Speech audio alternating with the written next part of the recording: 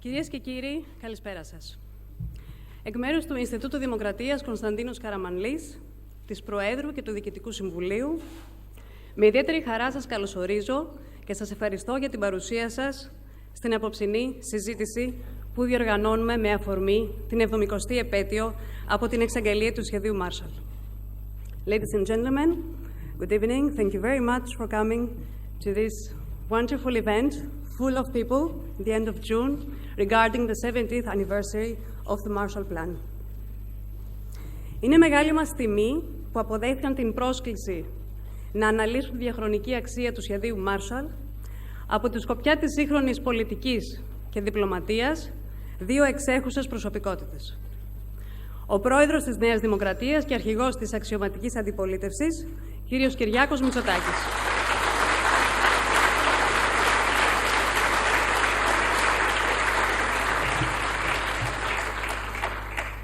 Και ο πρέσβης των Ηνωμένων Πολιτειών της Αμερικής στην Ελλάδα, κύριος Τζέφρι Πάιατ.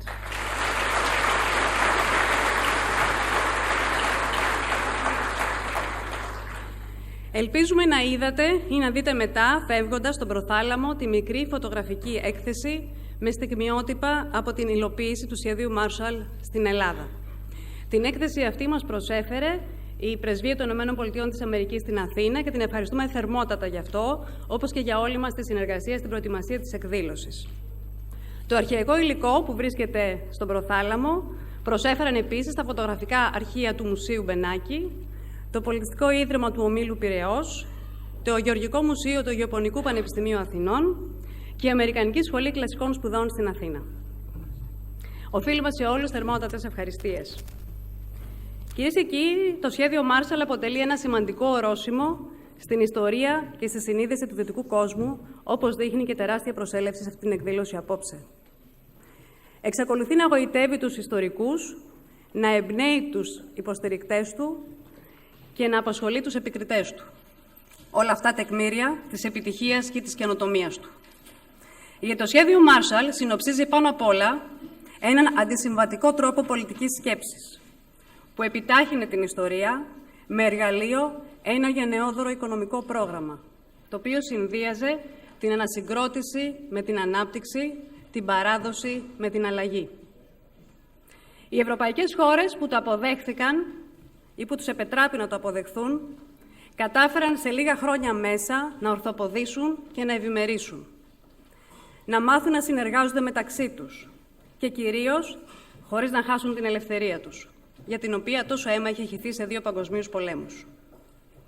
Μαζί με οικονομικούς πόρους, το σχέδιο Marshall μετέφερε από τις Ηνωμένες Πολιτείες και ένα νέο υπόδειγμα δημοκρατικής οργάνωσης σε μια Ευρώπη ερειπίων, που είχε βιώσει στην πρόσφατη ιστορία της περισσότερο πόλεμο από ειρήνη, περισσότερες κοινωνικές ανισότητες από κοινωνική αλληλεγγύη και περισσότερο αυταρχισμό και ολοκληρωτισμό από δημοκρατία και κράτους δικαίου.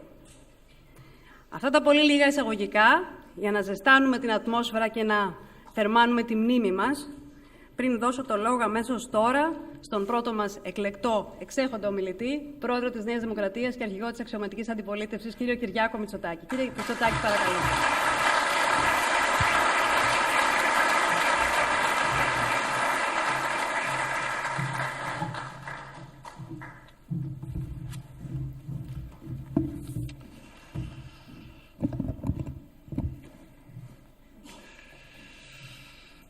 Ambassador Pyatt, κυρίες και κύριοι, καλησπέρα σας. Σήμερα, 70 χρόνια μετά την εξαγγελία του, μνημονεύουμε το σχέδιο που έλαβε το όνομά του από τον Υπουργό Εξωτερικών των Ηνωμένων Πολιτειών, τον George Marshall. Τυπικά, το σχέδιο Marshall αποσκοπούσε στην ευρωπαϊκή ανασυγκρότηση, αλλά η ουσία ήταν πολύ διαφορετική. Από μόνο του, το σχέδιο Marshall εξέφρασε μία νεοτορική, μία καινοτόμα αντίληψη για τη διεθνή πολιτική. Και για να γίνει αντιληπτό το πώς λειτουργήσε το σχέδιο Marshall στο παγκόσμιο αλλά και στο εγχώριο γίγνεσθε, είναι αναγκαίο να θυμίσω τα προβλήματα τα οποία αυτό κλήθηκε να αντιμετωπίσει.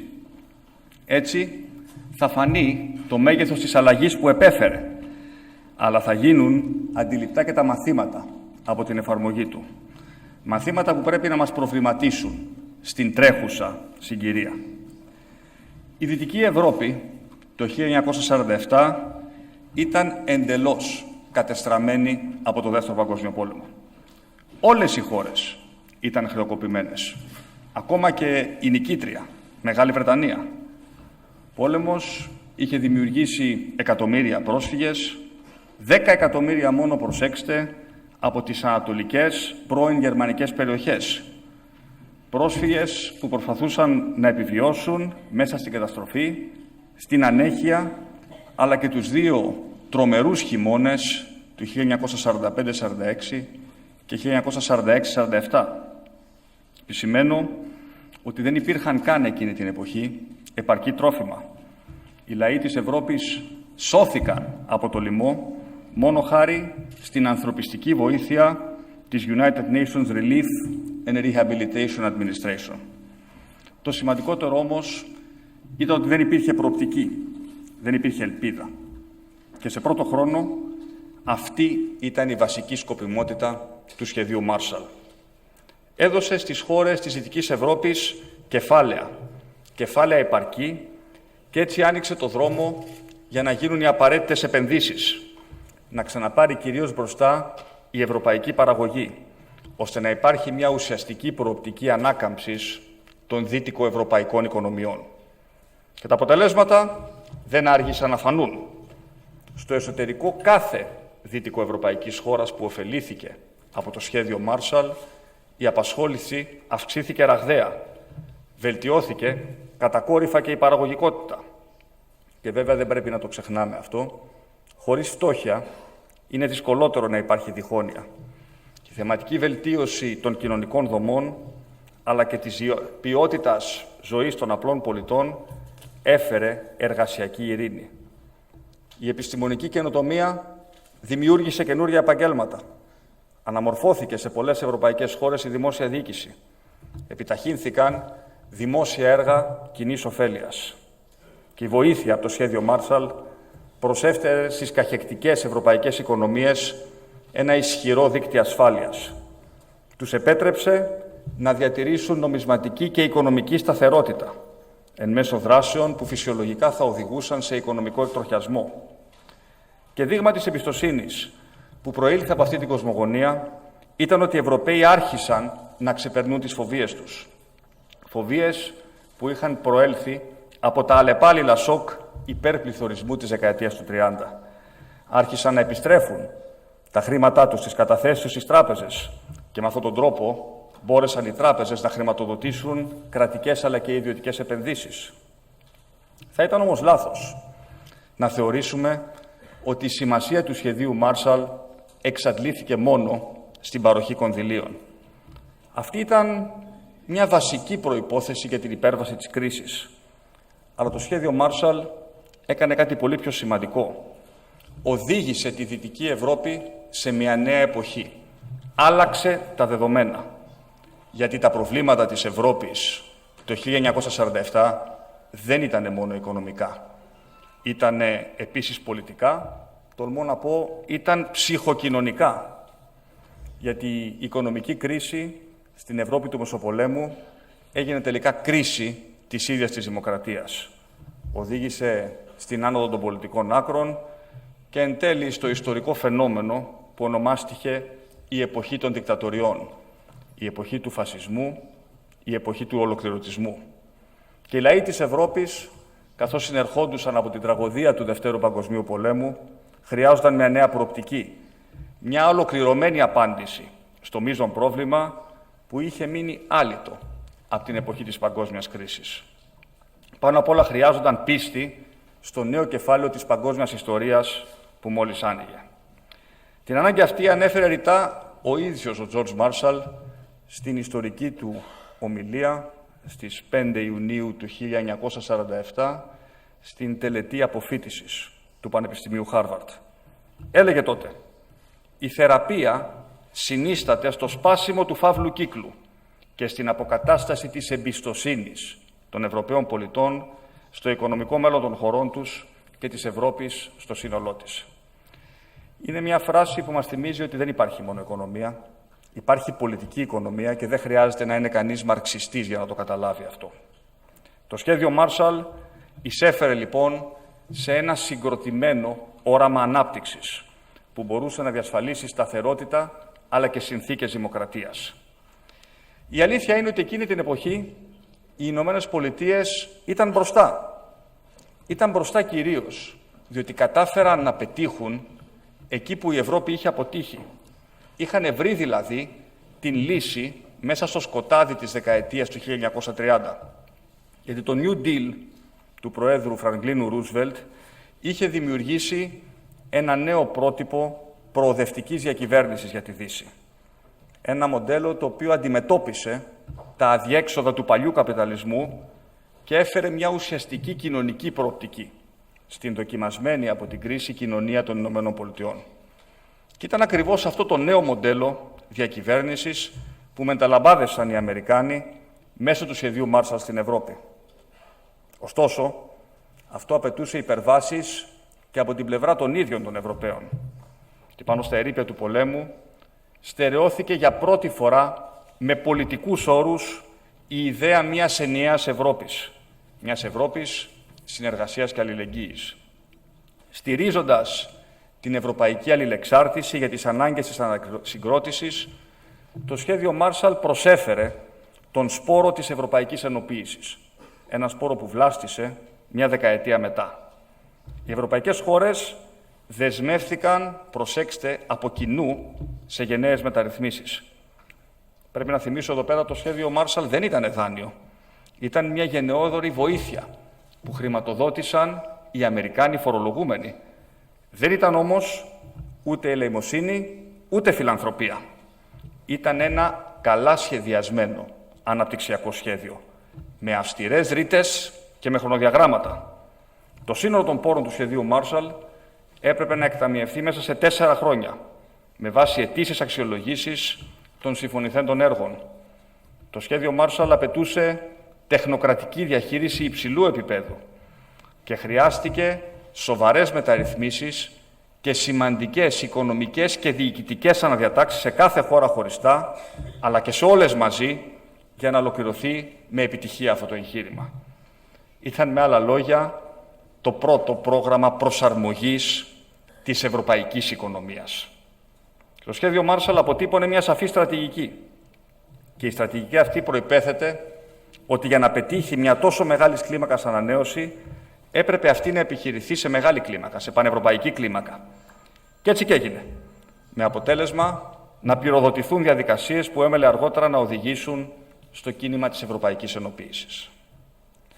Κυρίες και κύριοι, είναι πάρα πολύ σημαντικό να θυμίσουμε ότι το σχέδιο Μάρσαλ και η πολιτική την οποία υπέβαλε υπηρετήθηκε τόσο από κεντροδεξιές όσο και από κεντροαριστερές κυβερνήσεις των πρώτων μεταπολεμικών ετών. Έτσι συγκροτήθηκε μια πρώτη διακρατική συνένεση που οδήγησε την Ευρώπη σε ένα κοινό στρατηγικό προσανατολισμό και τέθηκε και το πλαίσιο της σύγχρονης δυτικής φιλελεύθερης δημοκρατίας για τα επόμενα 70 χρόνια. Η τόλμη, η αποφασιστικότητα και η σημασία της ηγεσίας που προσέφεραν εκείνη τη στιγμή οι Ηνωμένες Πολιτείες είναι κάτι το οποίο οφείλουμε να αναγνωρίσουμε, κύριε Πρέσβη, με ευγνωμοσύνη όλοι οι Ευρωπαίοι και ειδικά φυσικά εμείς οι Έλληνες. Μας διδάσκει αυτή η πρωτοβουλία των Ηνωμένων Πολιτειών ότι μερικές φορές πρέπει τα πράγματα πραγματικά να τα βλέπεις από ψηλά, διότι μόνο έτσι μπορείς να τα αντιληφθείς στην ολότητά τους. Στο νέο, αισιόδοξο, ανοιχτό τοπίο που οικοδομήθηκε μέσα από τη συνεργασία της Δυτικής Ευρώπης και της Βόρειας Αμερικής, αναζήτησαν φυσικά τη θέση τους και νέα μέλη. Όπως η δική μας χώρα, η Ελλάδα, η οποία τότε ουσιαστικά ξεκίνησε την πορεία της για την ένταξη στον αναπτυγμένο κόσμο. Με το σχέδιο Μάρσαλ, η Ελλάδα έγινε συστατικό μέρος της Δύσης. Τέθηκαν οι βάσεις που της επέτρεψαν να προσχωρήσει σύντομα στο ΝΑΤΟ, αλλά να συνδεθεί και πολύ νωρίς με τις διαδικασίες της ευρωπαϊκής ολοκλήρωσης. Θεμελιώθηκαν έτσι στρατηγικές επιλογές που αποδείχθηκαν μη αναστρέψιμες και εξαιρετικά ανθεκτικές στον χρόνο. Λόγω του εμφυλίου, η Ελλάδα δεν πρόλαβε να αξιοποιήσει εγκαίρως όλα τα κονδύλια της ανασυγκρότησης. Παρ' όλα αυτά, η πρόοδος που συντελέστηκε ήταν εντυπωσιακή και οι συγκρίσεις απολύτως ενδεικτικές. Η Ελλάδα το 1947 ήταν μια ρημαγμένη χώρα, τεράστιες ανθρώπινες απώλειες, πάνω από 500.000 ψυχές. Σχεδόν όλες οι υποδομές της χώρας είχαν καταστραφεί. Χιλιάδες παιδιά είχαν μείνει ορφανά, είχαμε περίπου 1 εκατομμύριο άστεγους και φυσικά η ανεργία μάστιζε. Στον οικονομικό τομέα όλα θύμιζαν ακόμα μια πολεμική οικονομία, με καλπάζοντα υπερπληθωρισμό, χρυσοφιλία, φοροδιαφυγή και φυσικά μαύρη αγορά.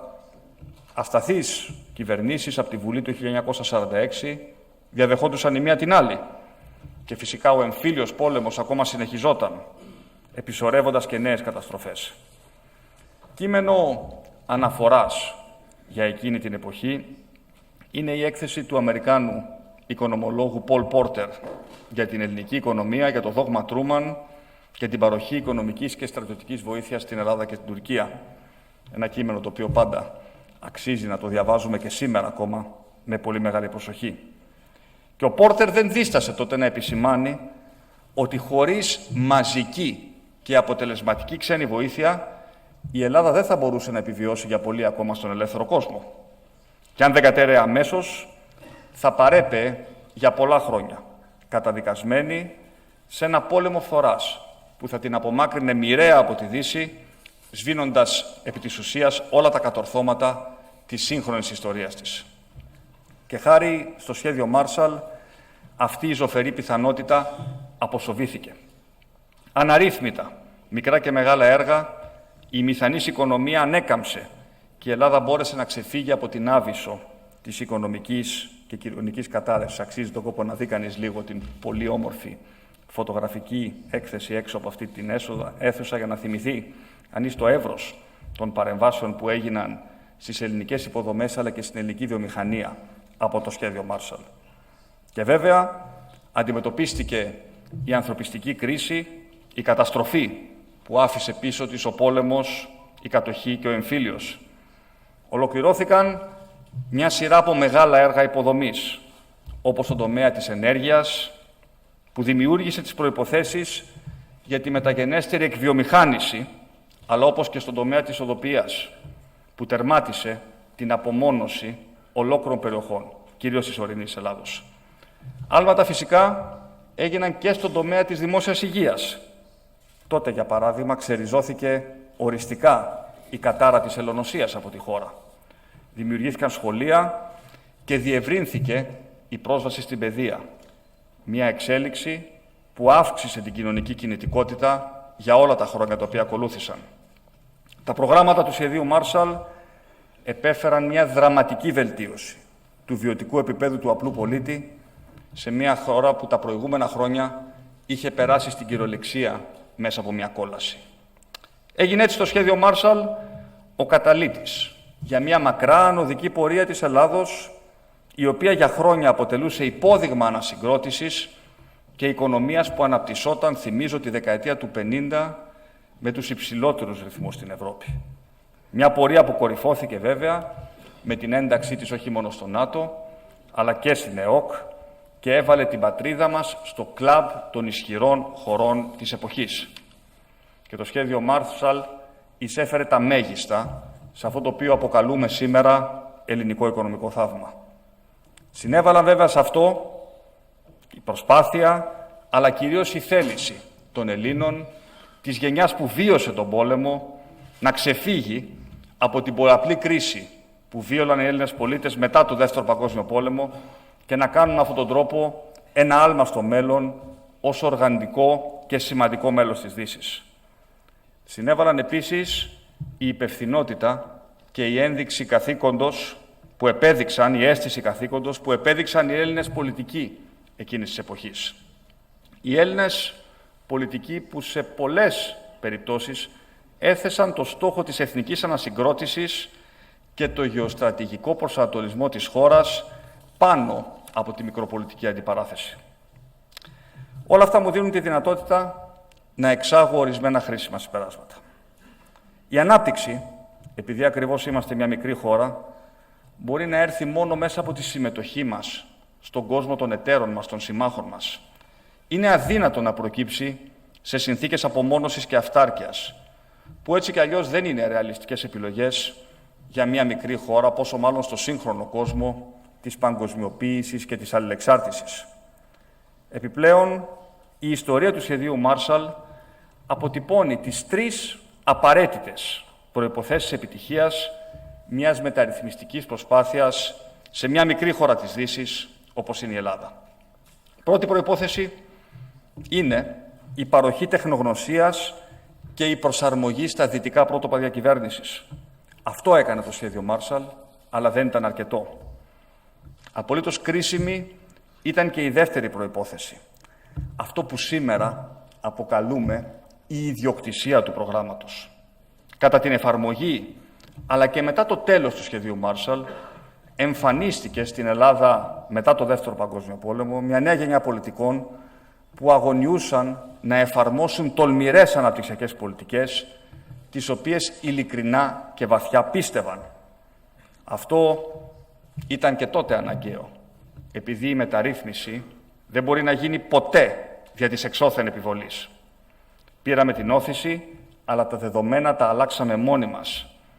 Το έκανε αυτό η γενιά των γονιών μας, των παππούδων μας, που παρέλαβε την Ελλάδα το 1949 μετά το τέλος του εμφυλίου ως μια χώρα του περιθωρίου.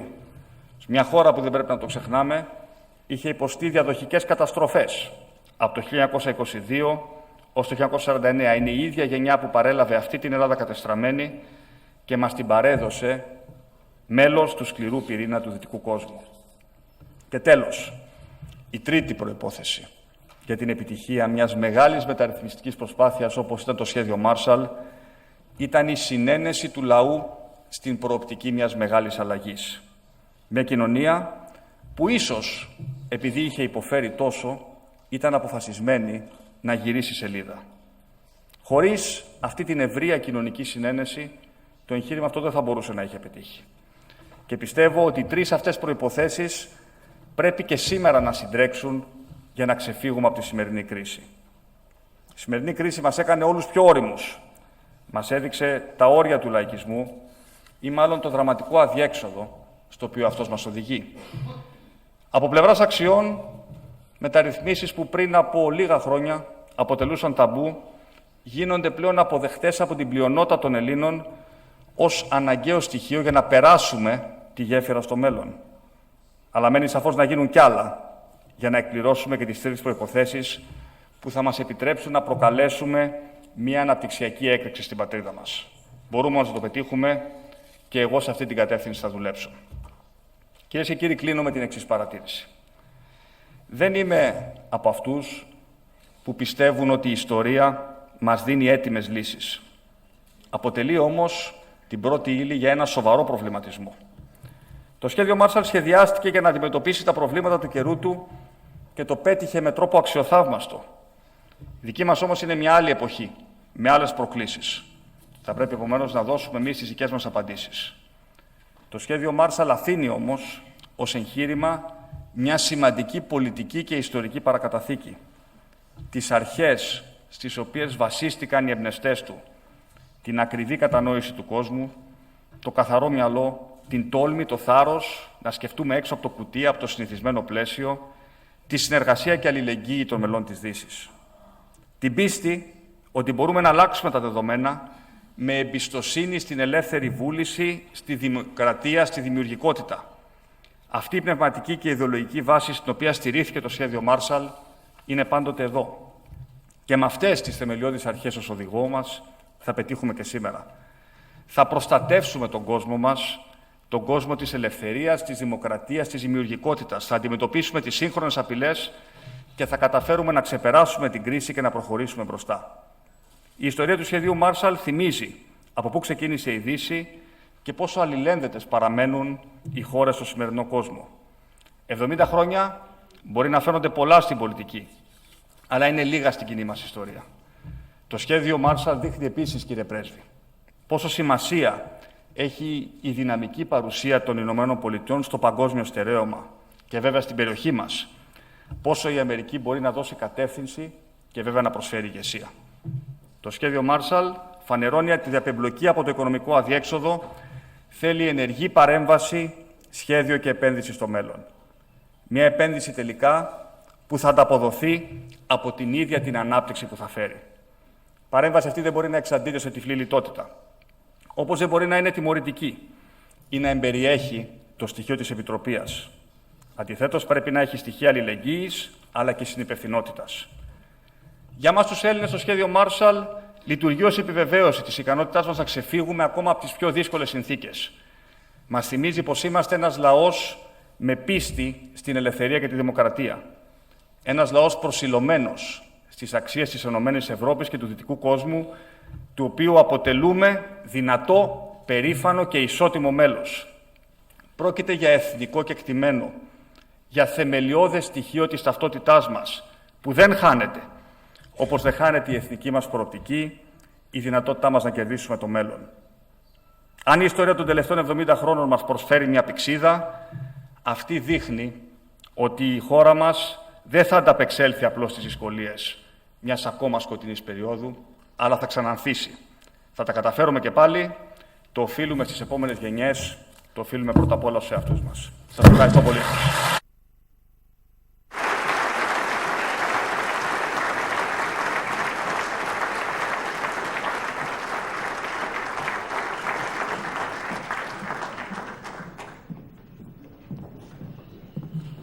Ευχαριστούμε πολύ τον κύριο Πρόεδρο, τον κύριο Μητσοτάκη, για αυτή την σφαιρική ομιλία που θα ζήλευαν όχι μόνο πολύ πολιτική, αλλά και πολύ ιστορική.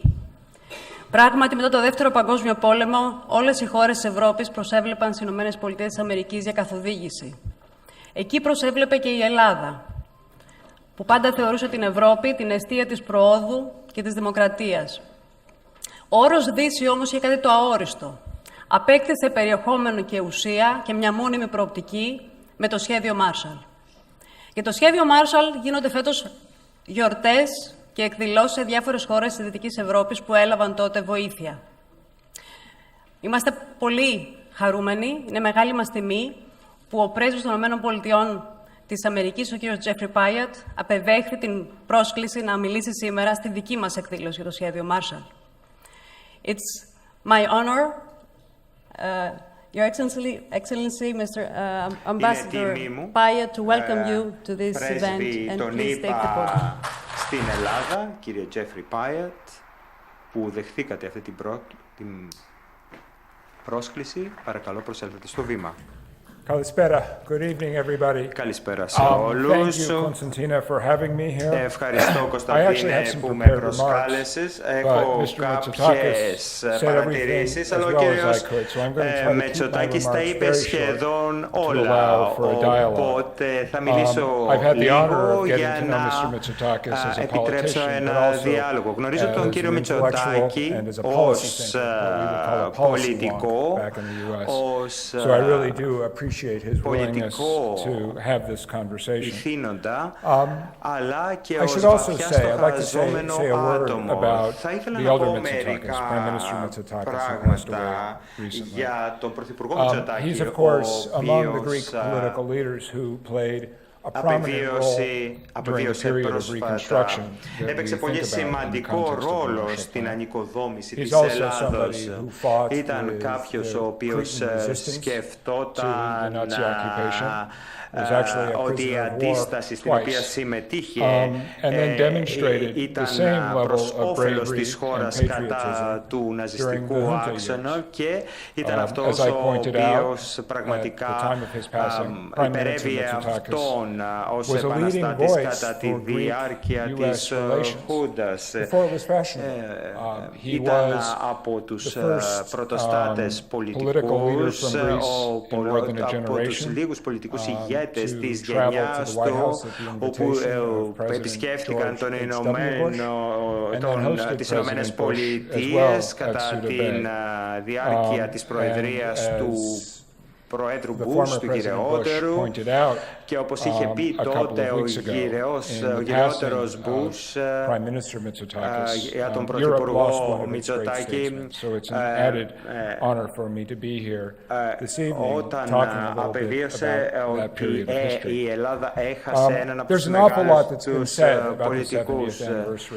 Μπορούμε να πούμε πολλά λοιπόν για την 70η επέτειο του σχεδίου Marshall, αλλά αυτό που θα ήθελα να πω από μια εκδήλωση που διοργανώσαμε στην πρεσβεία πριν από λίγο καιρό, ένα από τα σχόλια που άκουσα ήταν από μια νεαρή γυναίκα που δουλεύει σε μια κυβερνητική οργάνωση εδώ στην Αθήνα, και μου είπε ότι πρέσβη, είπα στη μητέρα μου ότι θα έρθω σε αυτή την εκδήλωση στην πρεσβεία, και η γιαγιά μου είπε, αν δεις τον Αμερικανό πρέσβη να τον ευχαριστήσεις για το κίτρινο τυρί που είχαμε στα πρώτα χρόνια του σχεδίου Marshall. Μου αρέσει αυτή η ιστορία γιατί μας θυμίζει τι ήταν αυτό το πλάνο, το σχέδιο. Ήταν πάνω απ' όλα για τους ανθρώπους της Ευρώπης που έπρεπε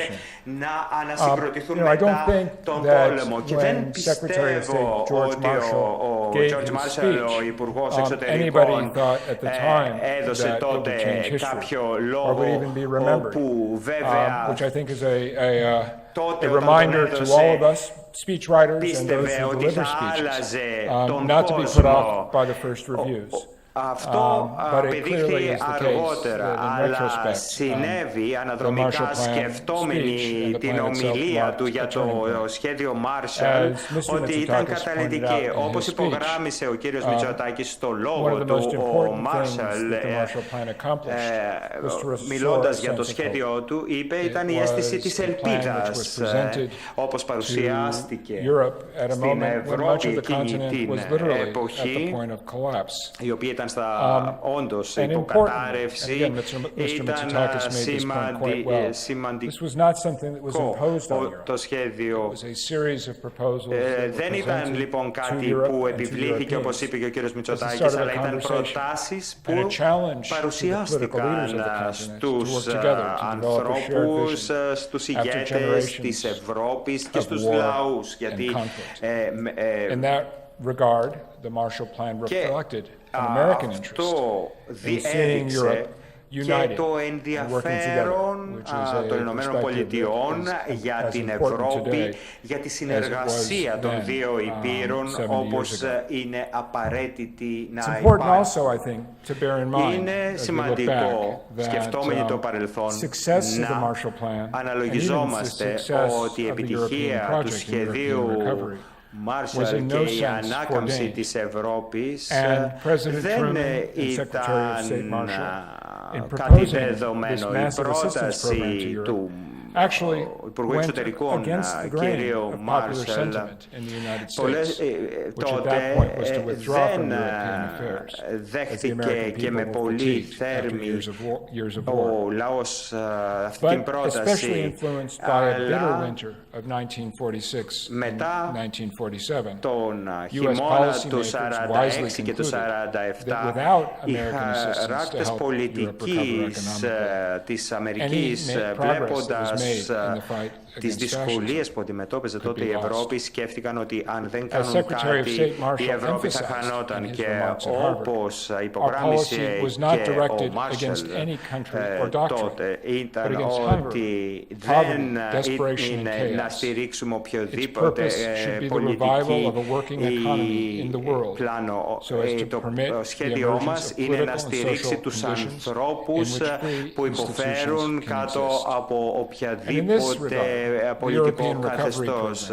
Και υπό αυτή την έννοια σχεδιάστηκε το σχέδιο αυτό για να στηρίξει τις δημοκρατικές αρχές και τις αρχές της ελευθερίας, προάγοντας τη συνεργασία και τις φιλικές σχέσεις μεταξύ της Ευρώπης και των Ηνωμένων Πολιτειών. Μεταξύ του 1947 και του 1953 Ηνωμένες Πολιτείες πρόσφεραν σε 16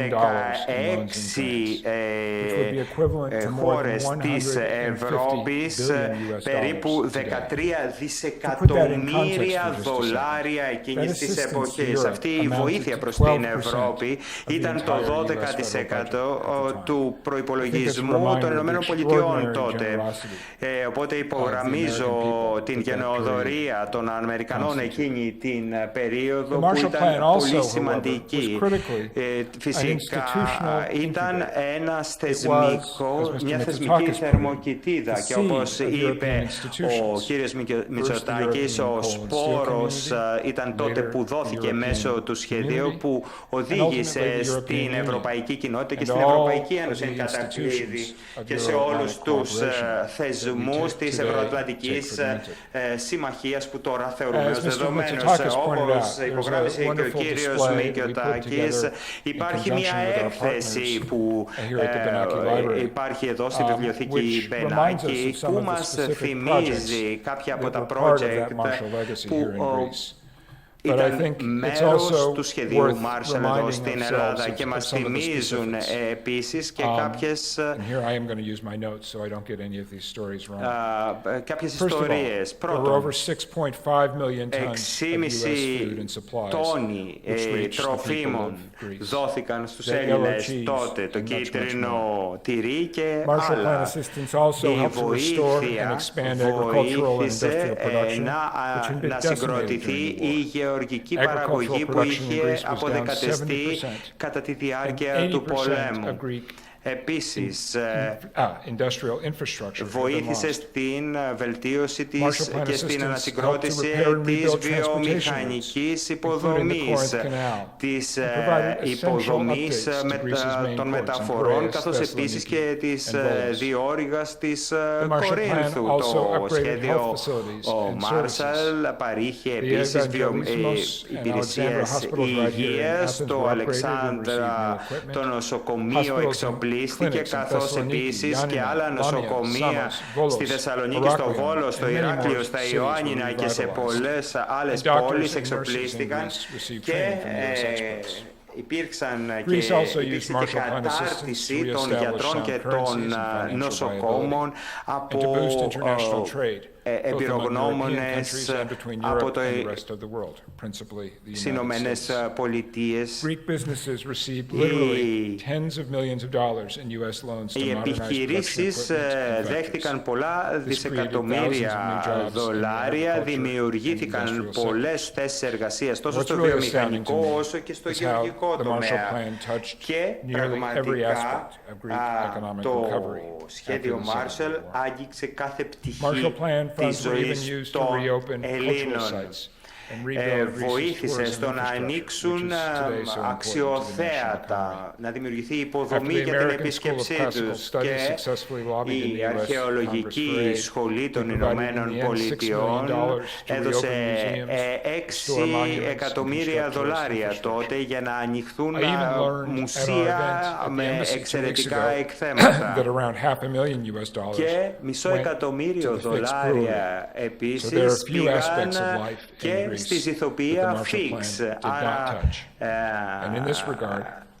Υπήρχαν πολλά που άγγιξε ως σχέδιο Marshall στη ζωή των Ελλήνων και μεταμορφώνοντας τη ζωή τους.